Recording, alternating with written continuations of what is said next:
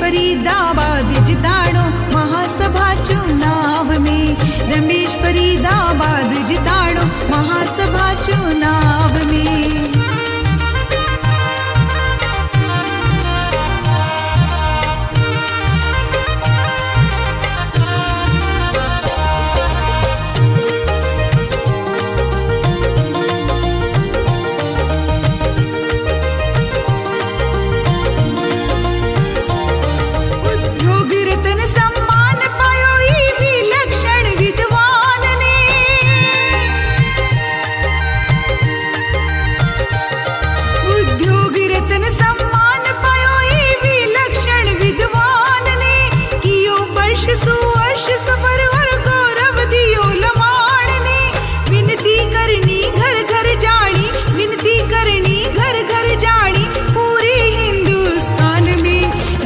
फरीदाबाद जिताणो महासभा चुनाव में। रमेश फरीदाबाद जिताणो महासभा चुनाव में।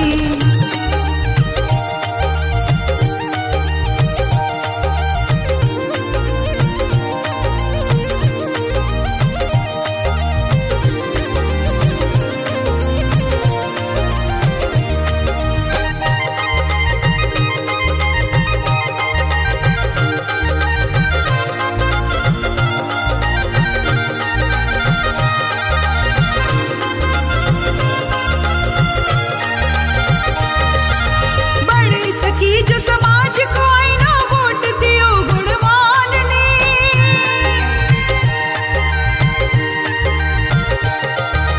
बड़ी सकी जो समाज को आईना वोट दियो गुणवान ने। नव परिवर्तन सूत्रधार की क्रांतिकारी आह्वान ने। अब आपानी फर्ज निभाणो, अब आपानी फर्ज निभाणो पूरी हिंदुस्तान में। रमेश फरीदाबाद जिताणो महासभा चुनाव में। रमेश फरीदाबाद जिताणो महासभा चुनाव में।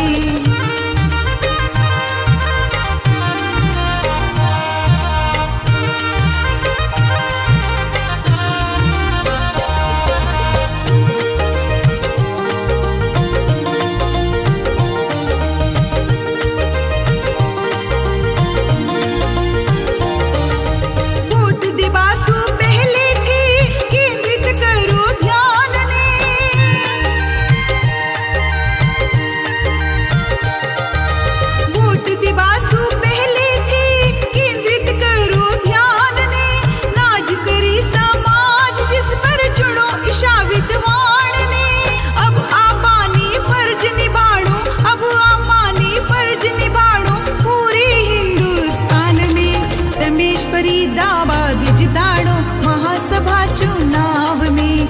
रमेश फरीदाबाद जिताणो महासभा चुनाव में।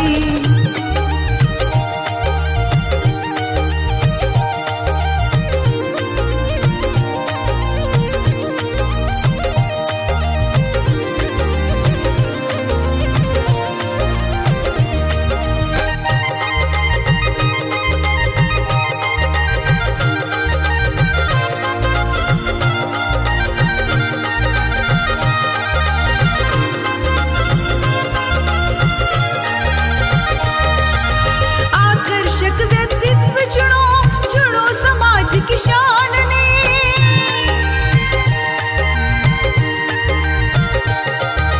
आकर्षक व्यक्तित्व चुनो, चुनो समाज किसान ने। नई सोच और नए विचार के अग्रणी विद्वान ने। अब आपानी फर्ज निभाणो, अब आपानी फर्ज निभाणो पूरे हिंदुस्तान में। रमेश फरीदाबाद जिताणो महासभा चुनाव में।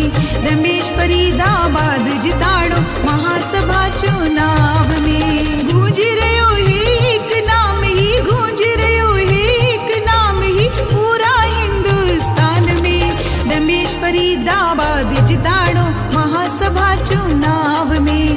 रमेश फरीदाबाद जिताणो महासभा चुनाव में। रमेश फरीदाबाद जिताणो महासभा चुनाव में। रमेश फरीदाबाद